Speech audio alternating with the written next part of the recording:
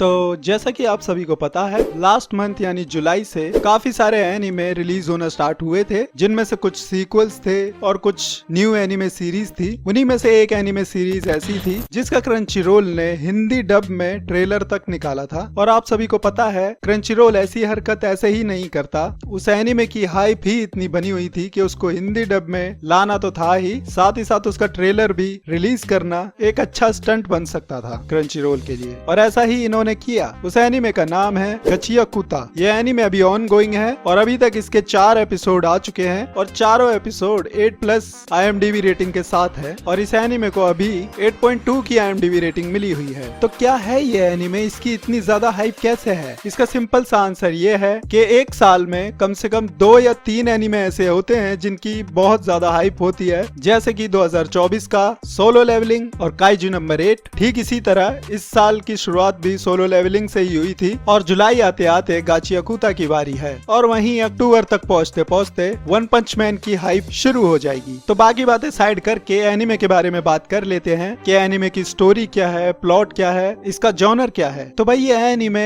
Action, dark fantasy और एक dystopian story में सेट है। एक ऐसी दुनिया जहां अमीर और गरीब में साफ साफ अंतर देखा जा सकता है। गरीबों को बहुत ही गंदी जगह में रहना पड़ता है और उस देश के जितने भी अमीर लोग हैं उन्होंने एक दीवार खड़ी कर रखी है अपने और उन गरीबों के बीच। एनिमे का मेन प्रोटैगनिस्ट रूडो सुरेब्रेक, ये बंदा भी गरीब वाली साइड में ही रहता है। बचपन में ही इसके फादर को मार दिया गया, तब से ही वो अमीर लोगों से नफरत करता है। एनिमे में अमीर और गरीब दुनिया के अलावा एक और दुनिया है जहां ये अमीर लोग अपना कचरा फेंकते हैं। उसी दुनिया में रूडो को भी फेंक दिया जाता है किसी वजह से। वो आप एनिमे देखोगे तो आपको पता चलेगा, मैं ऐसे नहीं बताने वाला। वहाँ जाके रूडो को पता चलता है यहाँ सिर्फ कचरा ही नहीं बल्कि यहाँ पूरी की पूरी इंसानी बस्ती है और यहाँ कुछ सुपर पावर्स वाले लोग भी रहते हैं जो अपने आप को क्लीनर्स कहते हैं। और इन सब के पास अपने अपने हथियार हैं जिनमें इनकी सारी पावर्स हैं और इन हथियार को ये लोग वाइटल इंस्ट्रूमेंट्स कहते हैं। एनिमे में आगे रूडो को पता चलता है कि उसके पास भी एक वाइटल इंस्ट्रूमेंट है, उसके ग्लव्स, और उनमें भी सुपर पावर्स है। अब रूडो का बस एक ही मकसद है, कैसे भी कर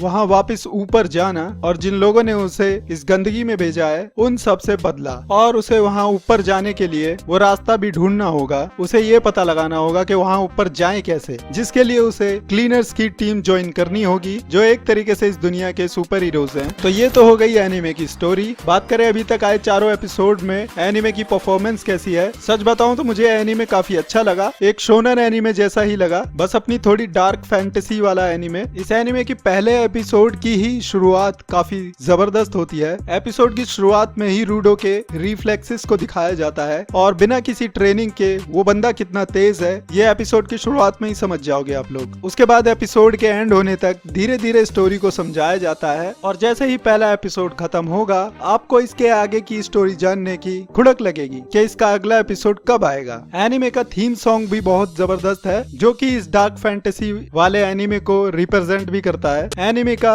OST भी बहुत बढ़िया है। एनिमेशन स्टाइल और एनिमे जैसा ही है, बस थोड़ा डिफरेंट है। जैसा कि हर एनिमे के साथ होता है, हर एक एनिमे का अपना एक आर्ट स्टाइल होता है। जैसे डीमन स्लेयर का अलग, जुजुत्सु काइसेन का अलग। मेरे कहने का मतलब आप समझ ही गए होंगे। एनिमे में एक्शन के साथ साथ कॉमेडी भी बहुत है, तो इसीलिए आप बोर भी नहीं होगे। तो हाँ, अगर आप ऐसे ही किसी एनिमे का इंतजार कर रहे थे तो ये आपके लिए बेस्ट है। तो मेरे भाई, अगर आपने अभी तक इस एनिमे को देखना स्टार्ट नहीं किया है तो मुझे लगता है आपको एक बार जरूर देखना चाहिए। अगर आपको शोनन एनिमेज पसंद है तो आपको ये भी जरूर पसंद आएगा। तो आज के लिए इतना ही। वीडियो अच्छी लगी तो इसे लाइक और शेयर करना बिल्कुल मत भूलना। चैनल को भी सब्सक्राइब कर लेना विद बेल आइकन ऐसी लेटेस्ट वीडियोस के लिए। मेरे इंस्टाग्राम हैंडल का लिंक आपको डिस्क्रिप्शन में देखने को मिल जाएगा, वहां जाके मुझे फॉलो कर सकते हो। और इसी के साथ मिलते हैं आपसे नेक्स्ट वीडियो में न्यू टॉपिक के साथ। तब तक के लिए बाय बाय।